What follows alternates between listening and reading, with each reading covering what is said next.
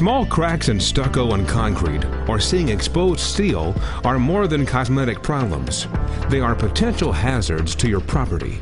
These problems are caused by many issues, but when water, air, and chlorides work their way into the concrete and settle into the reinforcing steel, this causes rust, which expands and breaks the concrete.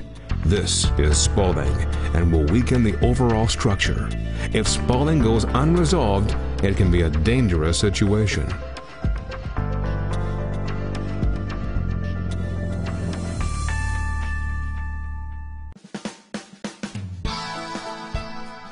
Once you, a property owner or management, decide there is a problem, we receive a call to do an inspection.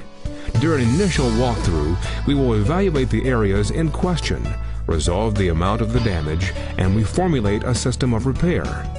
We work close with engineers to approve the repair system for permitting, or we will work with your selected engineering firm. From this, a proposal will be drafted, approved, and signed, allowing the coordination of all necessary permits, equipment, materials, and crew needed to complete a successful job. Safety is always an important element for the protection of our employees, the property staff, and guests of the property.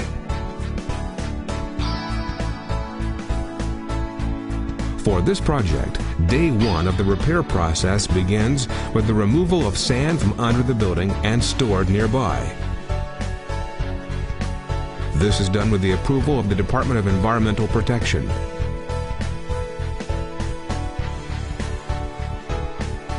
The location of the construction zone is marked off with a silt fence. With the sand removed, we will install shoring to stabilize the building during the repair process. Each repair job requires custom forms, which are made on-site. These forms will be used multiple times during this project. Forming oils are used to keep concrete from penetrating the plywood material. 2x4s, 4x4s, and strapping are used to keep the forms in place and straight.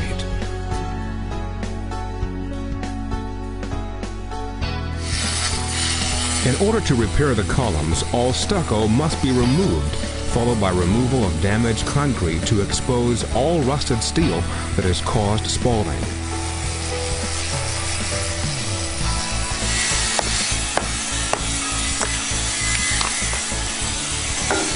This is a spalling. This is a rebar that's actually spalled out. Air and moisture gets to it, it rusts, expands, and that's what actually breaks the concrete. You have concrete, or metal hoops, and the rebar itself, and that's what we're fixing. We're replacing that steel, or cleaning it up and stopping it. If it's corroded more than 20%, we'll actually replace it.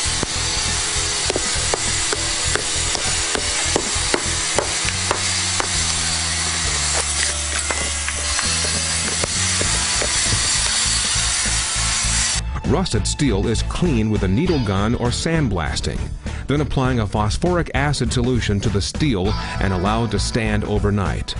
The prepared steel is given an inorganic zinc coating for protection. We will scarify the remaining column for a good bond with the new concrete. An inspection will be done at this point by the local building department.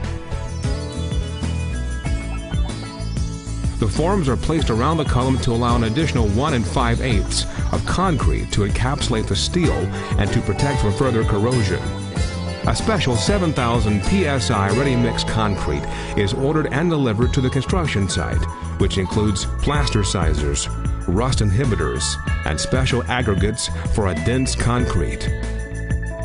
Prior to any placing of concrete or pressure grouting, we do on-site testing to confirm the consistency, slump, and aggregate size of the concrete is appropriate to move through the pump and fill the forms evenly.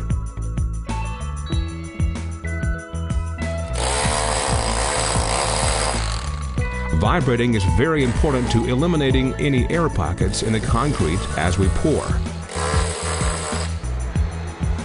We let each pour cure for 3 days before removing the forms.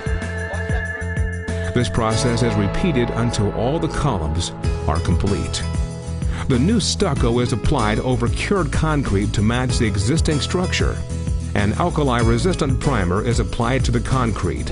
First, then elastomeric paint to help protect the new concrete system. A final cleanup of the premises and your property looks new again. If you are a property owner or manage a multiple dwelling facility that may be in need of repair, do not hesitate. Call today.